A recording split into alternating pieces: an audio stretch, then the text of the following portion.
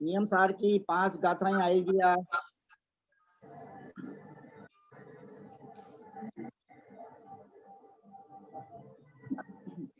जय बोलिए श्री अनंत अनंत सिद्ध परमेश्वरी भगवान की जय। जय श्री ओम नमः सिद्धेभ्य, जय श्री ओम नमः सिद्धेभ्य, जय श्री ओम नमः सिद्धेभ्य।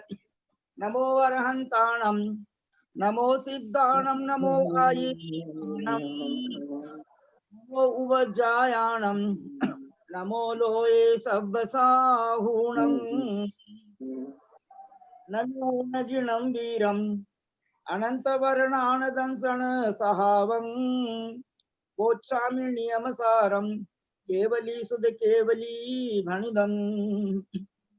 गाथा नंबर 51, 51, 52, 53, 54, 55, 5 गाथाएं एक साथ है। विवरीयाभिनिवेश विभज्य सद्दहनमेव सम्मत्तम् संशय विमोह विभ्रम विभज्यं होदि सन्नानं चलमलिनमगाढत् विभज्य सद्दहनमेव सम्मत्तम् अधिगम भावो नानं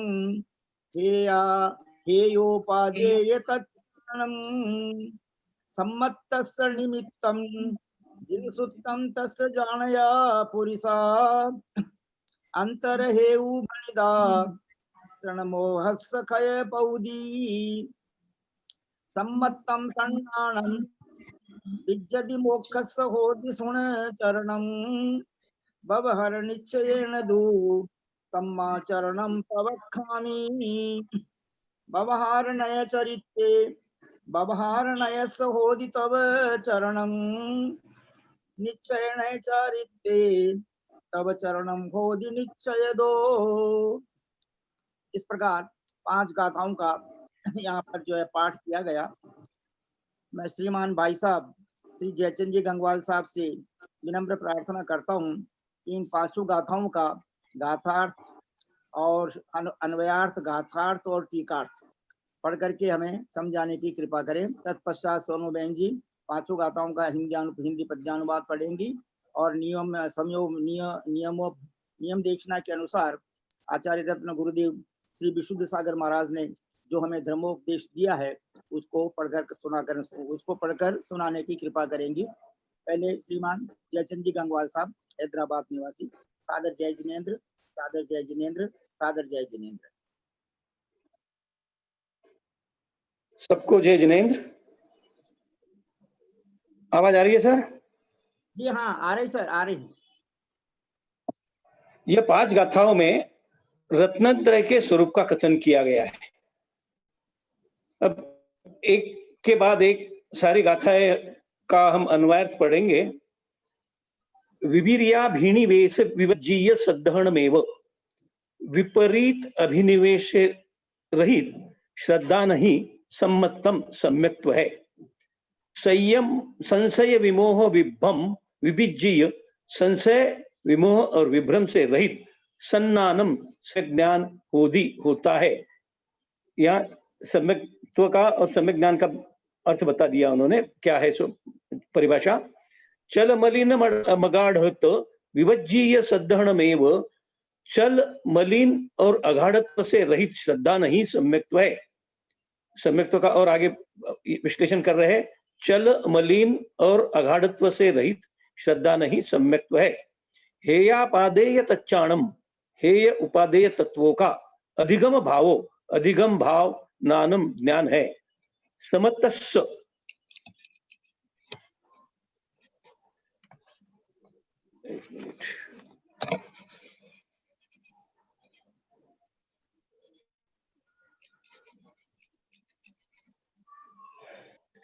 सम्यक दर्शन का निमित्त जिन सूतम जिन श्रुत तस् और जिन श्रुत के जानकार पुरिसा पुरुष है। दंसन मोहस्य दर्शन मोह का क्षय पहुदी क्षय उपशम आदि अंतर हेतु अंतरंग हेतु भनिदा कहे है। मोक्ष के लिए, मोक्षस्य मतलब मोक्ष के लिए, सम्मतम मतलब सम्यक्त्व, और सन्नानम मतलब सम्यक ज्ञान, विज्जति मतलब होता है, चरणम चरित्र भी होदी होता है, उससे सुनो।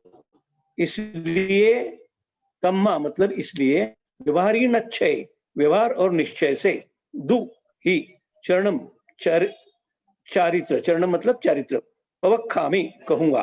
अब यहाँ सम्यक दर्शन, सम्यक ज्ञान, सम्यक चारित्र के बारे में मैं कहूंगा, ऐसा आचार्य श्री यहाँ कह रहे हैं।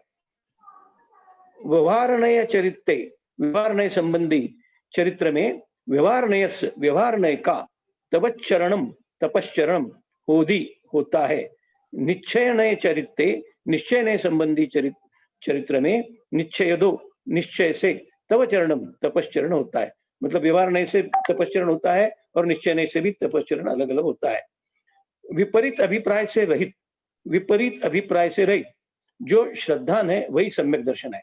मतलब जो जिनवानी में कहा गया है उसके ऊपर श्रद्धान करना यही सम्यक दर्शन है, उसका विपरीत अभिप्राय नहीं करना चाहिए।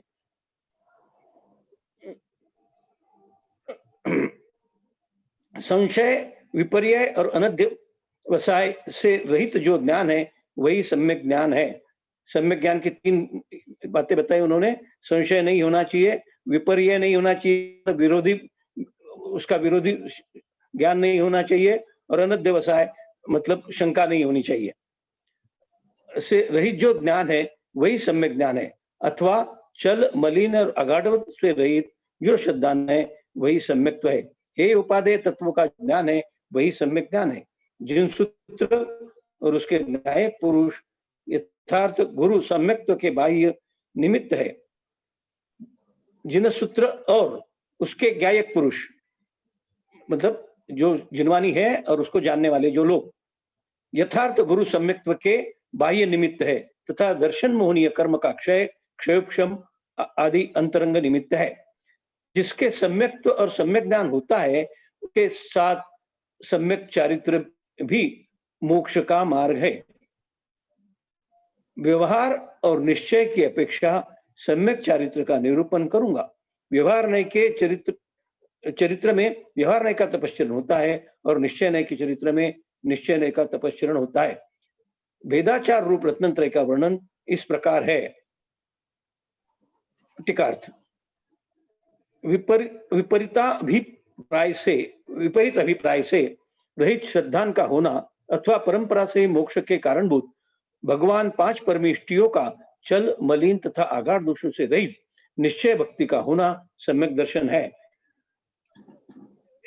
इसका स्पष्ट अभिप्राय यह है कि हरि, हर, ब्रह्मा आदि के द्वारा प्ररूपित विपरीत पदार्थों के समूह में श्रद्धा रूप अभिप्राय का अभाव है, वही सम्यक दर्शन है। संशय, विपर्य और अनध्यवसाय से रहित जो ज्ञान है वही सम्यक ज्ञान है। हर एक सम्यक दर्शन, सम्यक ज्ञान, सम्यक चारित्र के गुण बता रहे हैं, वो उनकी व्याख्या बता रहे हैं कि श्रद्धा रूप अभिप्राय अभाव, अपर पदार्थों में के समूह में श्रद्धा रूप अभिप्राय का अभाव सम्यक दर्शन है। संशय, विपर्य और अनध्यवसाय से रहित जो ज्ञान है वही सम्यक ज्ञान है। जिनेन्द्र देव यथार्थ देव है। सच्चे देव कौन है? जिनेन्द्र देव यथार्थ देव है, अथवा महादेव। इस प्रकार चंचल परिणाम होना संशय है। अब सच्चे देव कौन है इसके बारे में संशय करना ये संशय है। बुद्ध है या जिनेन्द्र देव है या कोई और है। बुद्ध, शाक्यादि आदि के द्वारा कहे हुए पदार्थों में निश्चय बुद्धि होना विमोह अथवा विपर्य है। मलिन रूप परिणाम का होना अज्ञान या विभ्रम है। पाप या क्रियाओं से निवृत्ति रूप परिणाम होना सम्यक चारित्र है। चल मलिनादि दोषों से रहित श्रद्धा नहीं अभेदोपचार रत्नांतर रूप परिणति है। चल मलिनादि दोषों से रहित, चल मल आदि के दोषों से रहित श्रद्धान ही अभेदोपचार रत्नांतर रूप है। मतलब अभेद रत्नांतर जो है अभी वो चल मलिनादि दोषों से रहित होता है। इस अभेदोपचार रत्नांतर में जिनेन्द्र प्रणीत हे उपादेय तत्वों का ज्ञान होना ही सम्यक ज्ञान कहलाता है। इसका बाह्य सहकारी कारण वीतराग सर्वज्ञ देव के मुख कमल से निकले हुए समस्त पदार्थों के प्रतिपादन करने में समर्थ द्रव्य श्रुत रूप तत्व ज्ञान है। जो मुमुक्षुजन है वे पदार्थ निर्णय के कारण होने से, जो मुमुक्षुजन है वे भी पदार्थ निर्णय के कारण होने से अंतरंग हेतु कहे गए हैं। इस प्रकार दर्शन मोहनीय कर्म के क्षय आदि को जिसकी अभेदानुपचार रत्नत्रय रूप परिणति हो रही है, उस जीव के टंकोत्कीर्ण एक न्यायिक स्वभाव के धारक निज परम तत्व के श्रद्धान से उसी निज परम तत्व के ज्ञान रूप अंतर्मुखाकार परम बोध से तथा उसी निज परम तत्व में अविचल स्थिति रूप सहज चारित्र से अभूतपूर्व सिद्ध पर्याय प्रकट होती है। जो परम जितेंद्रिय मुनिराज पहले पाप क्रिया की निवृत्ति रूप व्यवहार नय के चरित्र में स्थित होता है, उसके व्यवहार नय के विषयभूत तपश्चरण होता है। जो परम जितेंद्रिय मुनिराज पहले पाप क्रिया के निवृत्ति रूप, मतलब पहले पाप क्रिया छोड़ने के लिए व्यवहार नय के चरित्र में स्थित होता है, जो व्यवहार नय के चरित्र में स्थित होते हैं, उसके व्यवहार नय के विषयभूत तपश्चरण होता है। सहज निश्चय नय के विषयभूत परम स्वभाव रूप परमात्मा में प्रतपन करना तप है। स्वस्वरूप में अविचल स्थिति रूप सहज निश्चय चारित्र इसी निश्चय तप के द्वारा होता है। ऐसा ही एकत्व सप्तप्ति में कहा है, शुद्ध पुरुष अर्थात आत्मा का निश्चय होना सम्यक दर्शन है, उसी का ज्ञान होना सम्यक ज्ञान है और उसी में स्थित होना सम्यक चरित्र है। यह निश्चय रत्नत्रय का स्वरूप बता दिया। शुद्ध पुरुष अर्थात आत्मा, उसका निश्चय होना, आत्मा को जानना, उसके ऊपर ही श्रद्धा करना, वो सम्यक दर्शन है। व्यवहार नय में हम क्या बोलते हैं, जो भगवान ने कहा है, जो शास्त्रों में कहा है, उसके ऊपर सम्यक दर्शन श्रद्धा रखना, वो सम्यक दर्शन है। यहाँ कह रहे हैं सिर्फ आत्मा पे श्रद्धा रखना, जो आत्मा है उसको ही ध्याना, ये सम्यक दर्शन है। उसी का ज्ञान होना, आत्मा का ज्ञान होना ही सम्यक ज्ञान है और उसी में स्थित होना सम्यक चारित्र है। इस प्रकार तीन का योग एक साथ मिलना मोक्ष का कारण है। ऐसा ही टीकाकार कहते हैं, यह सहज बोध, यह सहज दर्शन और विशुद्ध सहज चरित्र निरंतर जयवंत रहे तथा पाप रूपी मल के समूह से रहित एवं सहज परम तत्व में सम्यक प्रकार से स्थित इस चेतना की भी जय हो। इस प्रकार जो उत्तम कविजन रूपी कमलों को विकसित करने के लिए सूर्य के समान है, इस प्रकार जो उत्तम कविजन रूपी कमलों के विकसित करने के लिए सूर्य के समान है और पंचेंद्रियों के प्रसार से रहित शरीर मात्र ही जिनका परिग्रह है, ऐसे श्री पद्म प्रभु मलधारी देव द्वारा विचरित तात्पर्य वृत्ति नामक नियम सार की व्याख्या में शुद्ध भाव अधिकार नाम का तीसरा सूत्रखंड समाप्त हुआ। हो गया सर? हाँ जी, बहुत सुंदर, अति उत्तम। श्रीमान भाई साहब आदरणीय श्री जयचंद जी गंगवाल साहब ने बहुत स्पष्ट, बहुत शुद्ध उच्चारण करके पांचों गाथाओं का अन्वयार्थ और गाथार्थ और टीकार्थ पढ़ करके हमें सुनाया। हम सब उनके बहुत बहुत कृतज्ञ हैं, बहुत बहुत ऋणी हैं। अब आदरणीय सोनू जैन जी सीए, आपसे विनम्र निवेदन है कि इन पांचों गाथाओं का आप अपनी सुमधुर ध्वनि में हिंदी पद्यानुवाद गाने की कृपा करें। प्लीज सोनू जैन जी सीए, कोलकाता निवासी।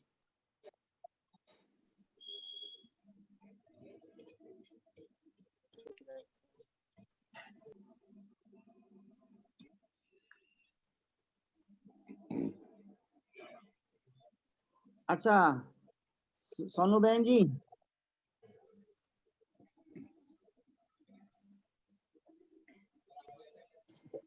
हाँ, पांचों गाथाओं का पद्यानुवाद। श्रद्धान हो वितत आश्रयहीन प्यारा, सम्यक्त्व है वह दिनागम में पुकारम सदीन सारा। सज ज्ञान है सुत सुधार से पूर्ण प्याला, श्रद्धान जो चलम लादि अगाढ़ता से, हो शून्य दर्शन धरो अविलंबता से। आदेय है वह क्या यह बोध होना, सज ज्ञान है उर धरो बन लो सलोना। सम्यक्त्व का वह जिनागम मात्र साता, होता निमित्त अथवा जिन शास्त्र ज्ञाता,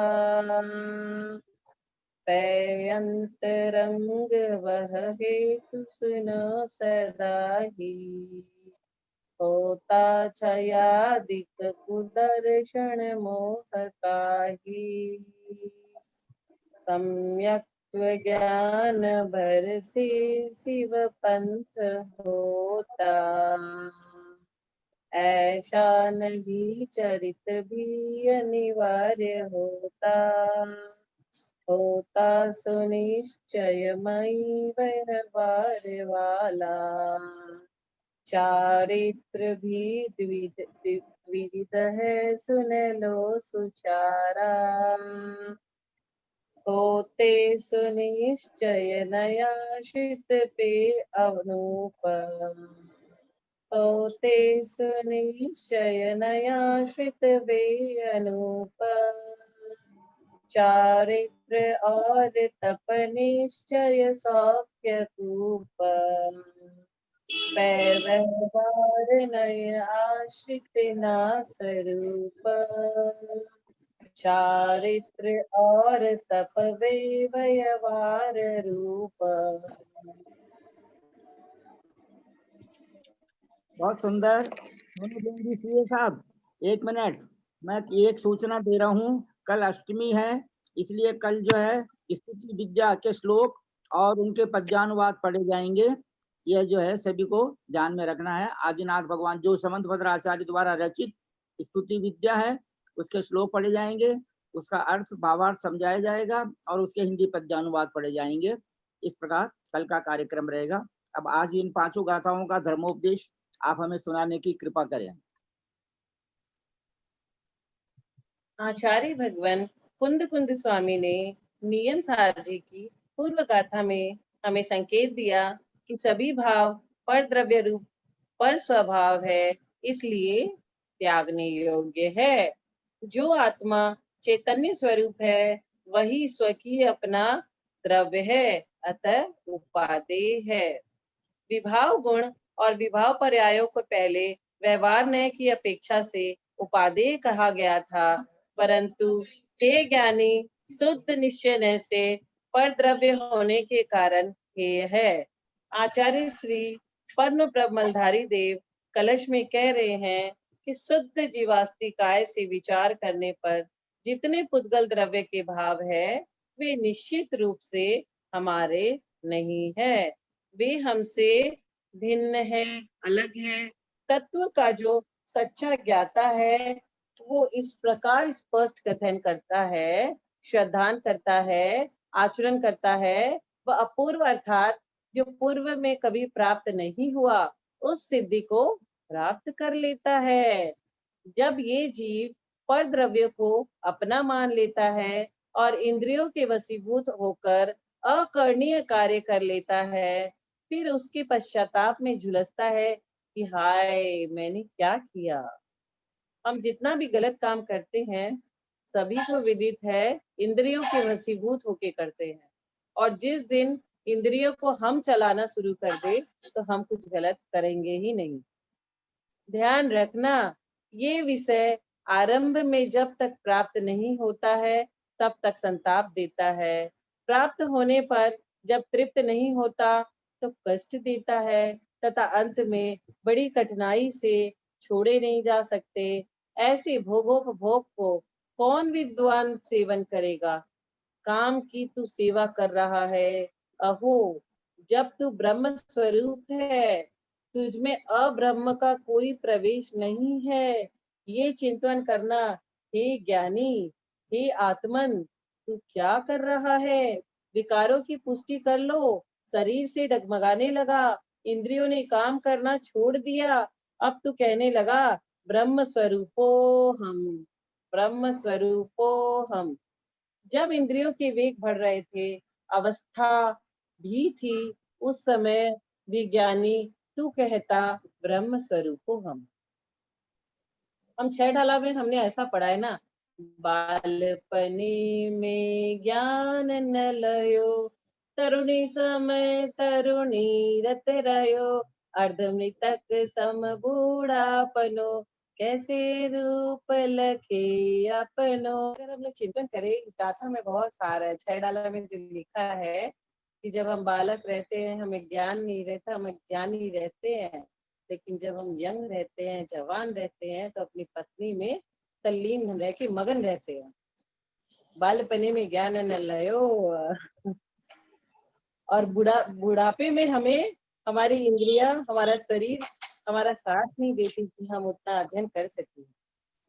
साधक के लिए यह ज्ञान सूत्र जिसमें वैराग्य की स्थिति बनी रहे और श्रावक के लिए वैराग्य की प्राप्ति हो, प्रधानता यहाँ योगी की है। अभ्यास दशा में वो आत्मा की स्वरूप का चिंतन करता है।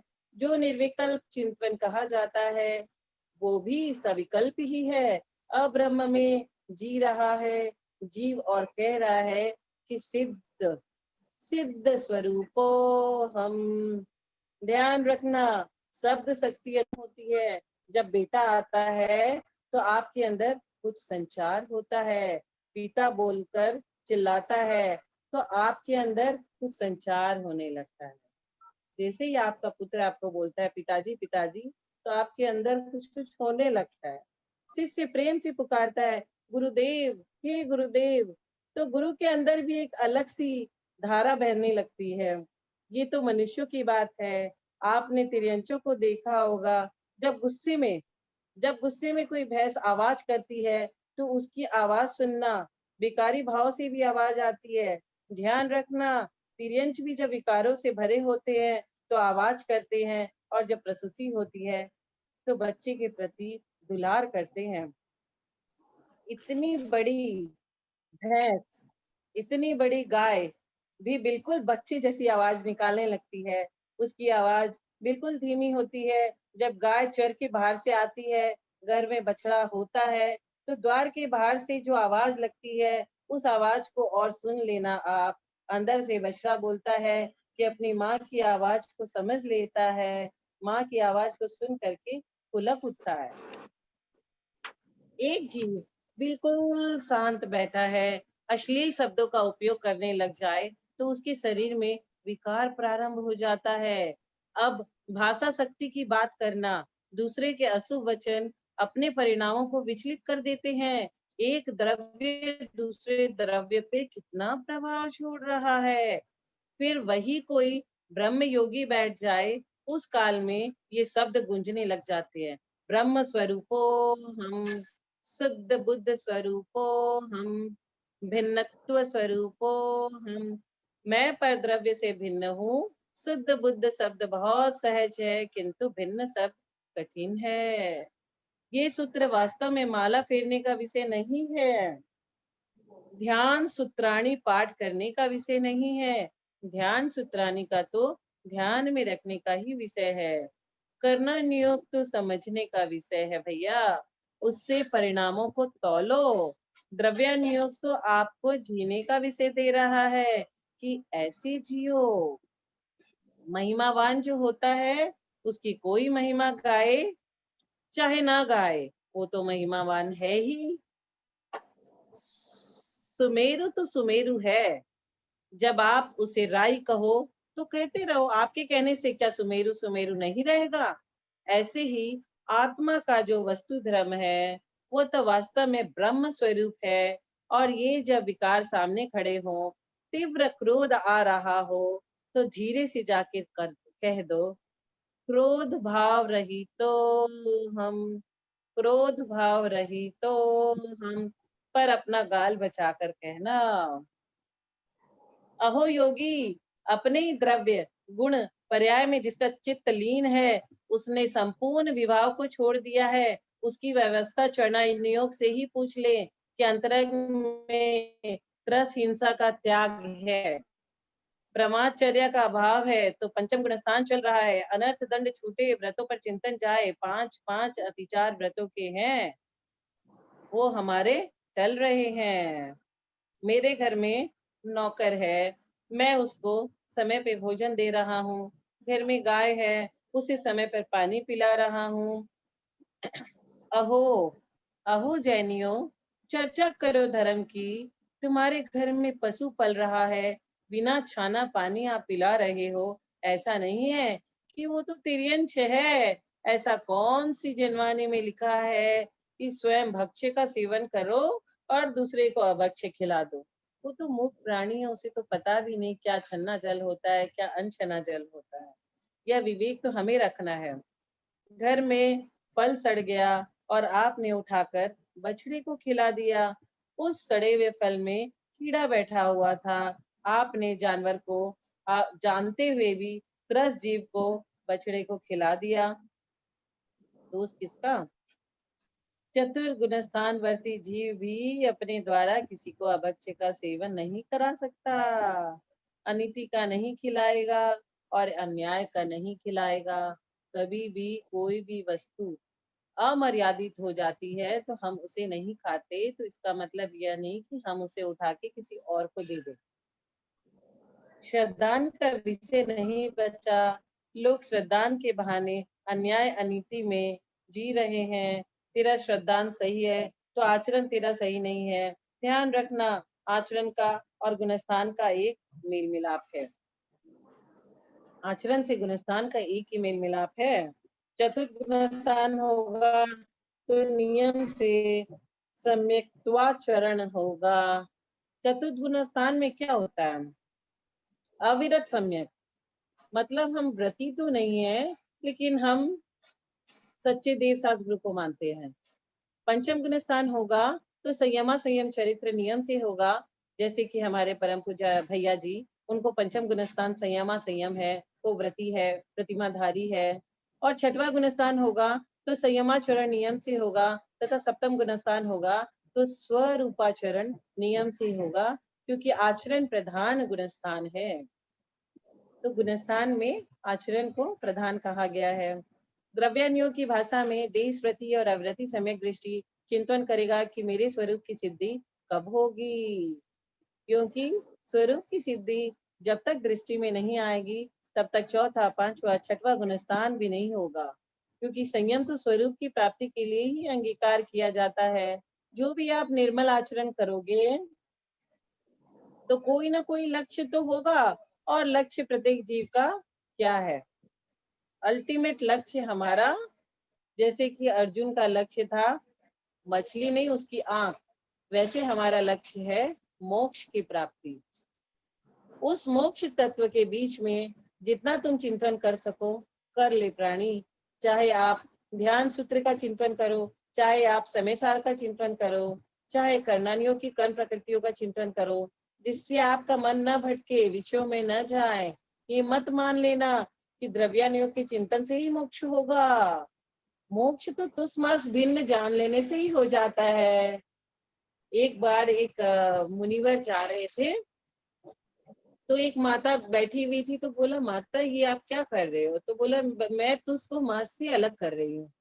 तो माता महाराज जी ने आहार लेने तो गए नहीं, आहारचर्या को छोड़कर तुसमास भिन्न की एकाग्र चिंतन में लग गए और उन्हें हो गया केवल ज्ञान।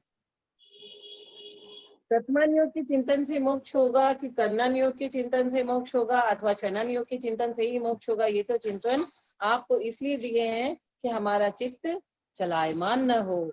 जैसे कि हम घर में बैठ के अपना इंटरटेनमेंट करने के लिए टीवी के अलग अलग चैनल चलाते हैं, कभी हम लोग स्टार प्लस चलाते हैं, कभी मूवी चैनल, कभी न्यूज चैनल, ताकि हमारा इंटरटेनमेंट होता रहे।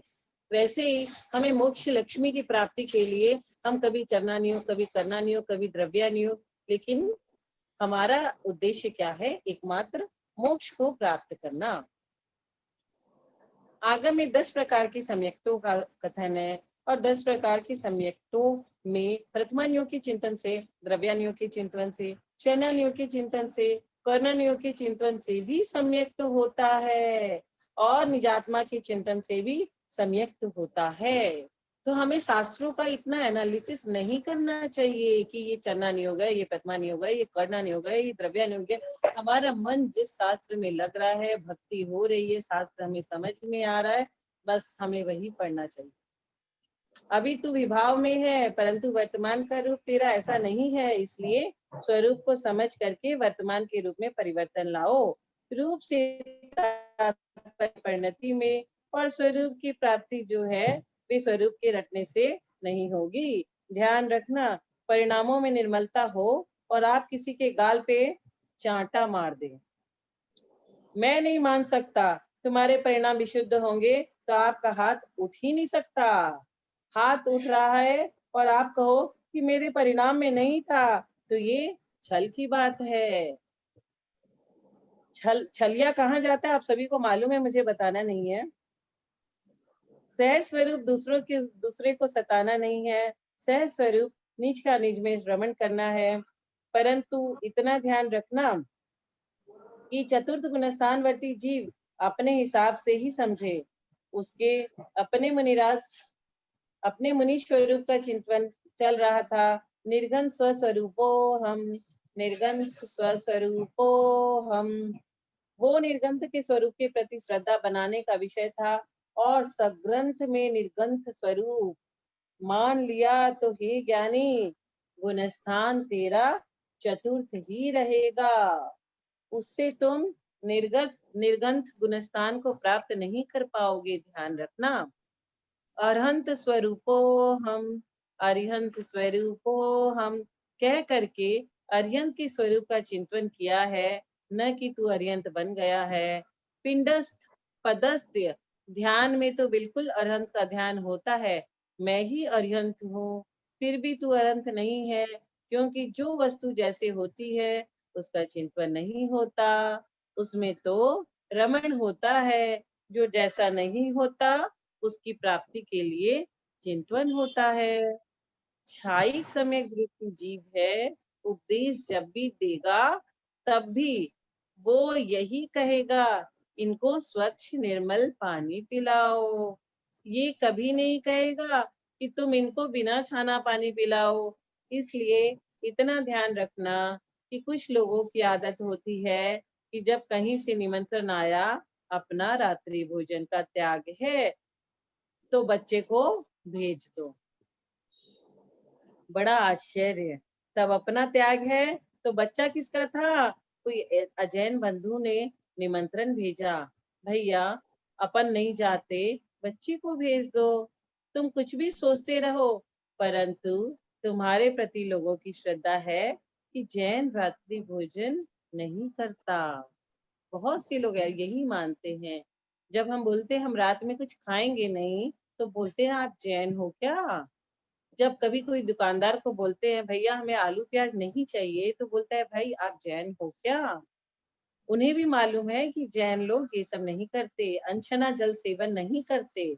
अब आप सोचना कि बोले इतना तो चलता है, किसी ने आपके लिए शुद्ध भोजन की व्यवस्था की और आपने इतना बोल दिया कि हमारे तो चलता है, तो उसकी श्रद्धा से पूछना क्या हुआ? कम से कम इतना तो ध्यान रखना कि जब भी बाहर उपदेश करने जाएं, बिल्कुल शुद्ध चरण रखे, शुद्धाचरण रखे। लोग कितनी व्यवस्थाएं आपकी करते हैं, आपको मालूम नहीं। हम तो अपनी चेयरमैनशिप में कलकत्ता से कभी गुवाहाटी जाते, कभी भुवनेश्वर जाते, कभी सिलीगुड़ी जाते, बड़े बड़े 5 स्टार होटलों में रुकते थे, लेकिन कभी भी 5 स्टार होटल का खाना नहीं खाया। तो लोग पूछते थे आप जैन हो क्या? तो मैं कहती थी हाँ मैं पक्की जैन हूँ, मुझे ये नॉन वेज होटलों का खाना नहीं चलता। तो इसी तरह आपको भी अपने धर्म की प्रचार प्रसार करना चाहिए। आप महाराजों के आहार विहार निहार 3 ही तो देखते हो, बहुत अच्छा है, पर भाव कोई देखने नहीं जा रहा। क्या है जिसका चरना नियोग ही असफल है, उसका करना नियोग तो नियम से ही असफल होगा। ध्यान रखना, अंतरंग के परिणामों में बिना न तुम अंतरंग से जब परिणाम उत्पन्न नहीं होंगे, तो उसके बिना न तुम संयम पाल रहे हो और न किसी जीव पे दया कर पा रहे हो। आचार्य भगवान कुंद कुंद स्वामी ने 3 गाथाओं के द्वारा व्यवहार सम्यक दर्शन के स्वरूप और उसके उत्पन्न होने में जो कारण विशेष है उसका वर्णन किया, तथा 2 गाथाओं के माध्यम से निश्चय सम्यक दर्शन के स्वरूप और उसकी उत्पत्ति में सहायक कारणों का वर्णन किया। आचार्य भगवान कह रहे हैं कि विपरीत अभिप्राय से रहित सच्चा श्रद्धान होना सम्यक दर्शन है। यह लोक ब्रह्मा के द्वारा निर्मित है, यह लोक शेषनाग पर टिका हुआ है, आदि इन विपरीत मान्यताओं से रहित जिनेंद्र भगवान के वचनों पर श्रद्धान होना सम्यक दर्शन है। जैसे इस लोक को बनाने वाला चलाने वाला कोई नहीं, यह स्वयं व्यवस्थित है, इसका आधार कोई नहीं, स्व प्रतिष्ठित है। देवसास गुरु में मल अवगाढ़ दोषों से रहित श्रद्धान होना व्यवहार सम्यक तो है, जिसके द्वारा ग्रहण करने योग्य, त्याग करने योग्य पदार्थ का ज्ञान होता है, वह सम्यक ज्ञान है। जिनेंद्र भगवान के वचनों में संशय नहीं होना सम्यक तो है। हमें कभी भी संशय नहीं करना चाहिए भगवान के वचनों में। जिनेंद्र भगवान के द्वारा जो सूत्र कहे गए हैं, उनको जानने वाले निर्गंथ मुनिराज आदि सम्यक की उत्पत्ति के वह कारण है। मोक्ष की प्राप्ति सम्यक दर्शन, सम्यक ज्ञान और सम्यक चारित्र की एकता से होती है। इसीलिए तो रत्नत्रय बोला जाता है। कुंद स्वामी आचार्य ने रत्नत्रय के स्वरूप का 5 गाथाओं के माध्यम से संक्षेप में कथन किया है। बोलो आचार्य श्री कुंद स्वामी की जय। बहुत सुंदर विवेचन किया सोनू जैन जी। आप तो प्रकांड विदुषी बन गए, आपको 6 डाला याद है। आपने बहुत सारे संदर्भ दिए, बहुत से ग्रंथों के संदर्भ दिए। आप पक्की जैन हैं, आपका पुण्य है, और आप अतिशीघ्र स्त्रीलिंग का छेद करके स्वर्ग में देव पद प्राप्त करोगे, और वहां से चित होकर मनुष्य गति में पुरुष पर्याय में आकर के और मुनि दीक्षा लेकर के मोक्ष जाओगे। आपका एक ही भाव बचा है, मात्र आपको अभी वैमानिक देव में जन्म लेना है और वहां से च्युत हो, क्योंकि सम्यक दृष्टि वैमानिक देव ही बनता है। इसी प्रकार ग्रुप में जितने भी भाई बहन हैं, सभी अपने आप को उत्साहित करें। हमारे जयचंद जी भाई साहब ने 5 गाथाओं का अर्थ कितना सुंदर रूप से पढ़ा। आपने हमें आचार्य रत्न श्री विष्णु सागर महाराज के बहुत अच्छे उपदेश सुनाए। आदरणीय विजया बहन जी साहब, यदर्थ मात्रा पदवाक्य हीनम, यदर्थ मात्रा पदवाक्य